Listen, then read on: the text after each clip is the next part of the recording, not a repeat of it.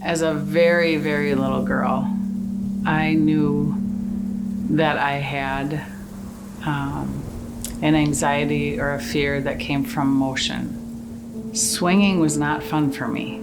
It was scary. It brought on anxiety. I didn't know why. Before you know what the word feeling is, or a feeling of fear or anxiety, the motion of going back and forth and back and forth.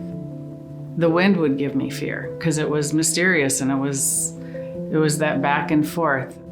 Water would give me fear. If I was going to go on a boat with the family, we were camping or something. Again, I couldn't tell anyone, but when I would get to the lake and there were waves coming in and out and in and out, it had to do with all of my senses. So music is another example that there's rhythm to music, and especially if it was certain rhythms, it would give me anxiety. Later on in life, I went roller skating and going around in a circle over and over and over. Candlelight, fires, the smoke from fires.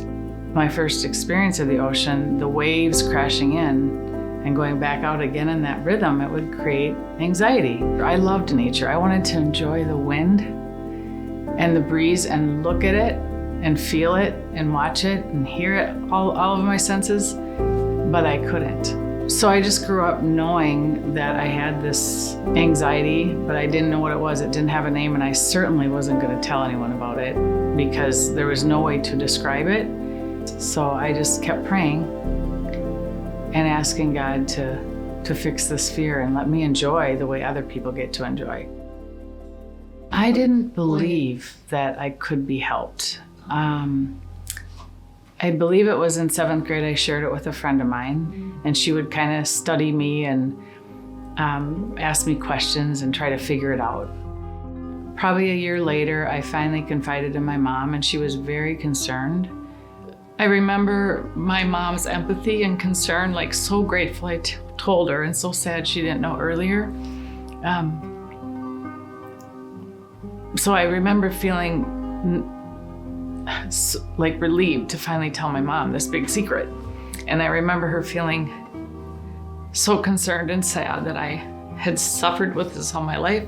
She went to our family pastor. He referred me to a psychologist. I remember having 1 or 2 sessions. He offered to give me a prescription of Valium. And I just remember feeling extremely disappointed.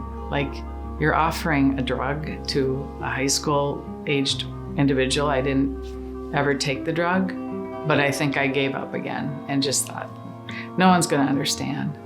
My parents were Christian, but my sister was different in her faith. And she said to me, you just need to say, in the name of Jesus, Satan, get away from me. So then I kind of believed, oh, this is like an evil thing or Satan. And I remember proclaiming that and saying, okay, that's what I gotta do.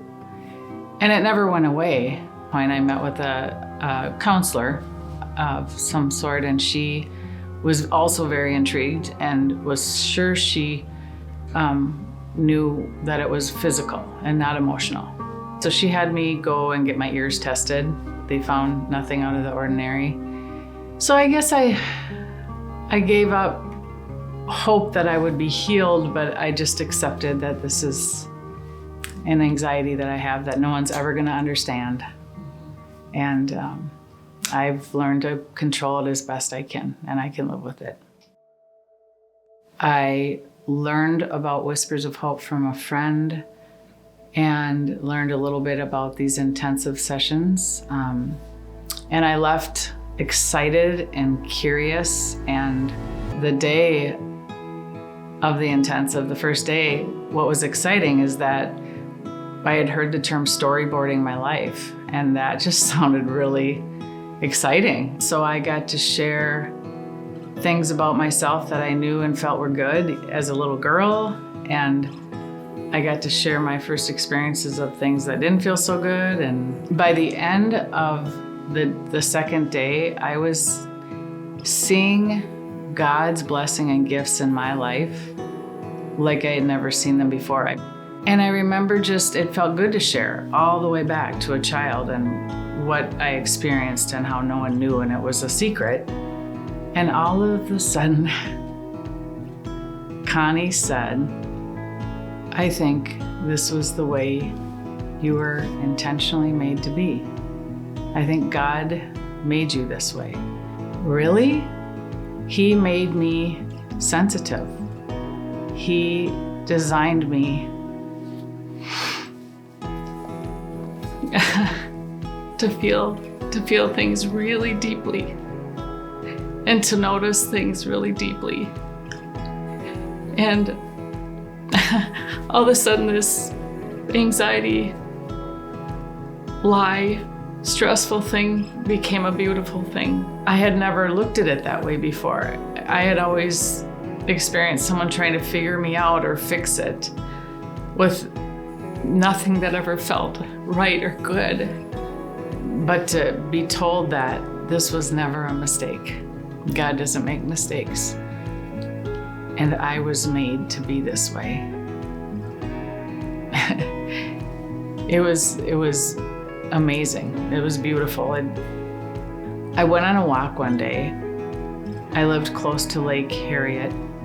And on my walk, I remember just feeling really delighted that day. And I sat there and noticed everything about nature. It was windy, I could hear it, I could smell the lake, I could see the waves, I could feel the wind. And I began looking up, there were seagulls all over the place, everything was breezy, and that normally would overstimulate me and cause fear, anxiety. And I just remember feeling, God, you are good. And I remember feeling so much hope.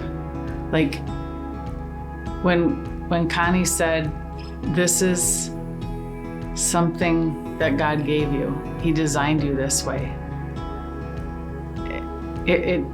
4 months later, he was confirming that, and he was blessing me beyond measure. He was answering prayers that I asked when I was a young girl. He whispered, go, experience. It feels safe, it feels healing, it feels miraculous. It feels like love. It feels like wholeness. A lot of hope. A lot of hope.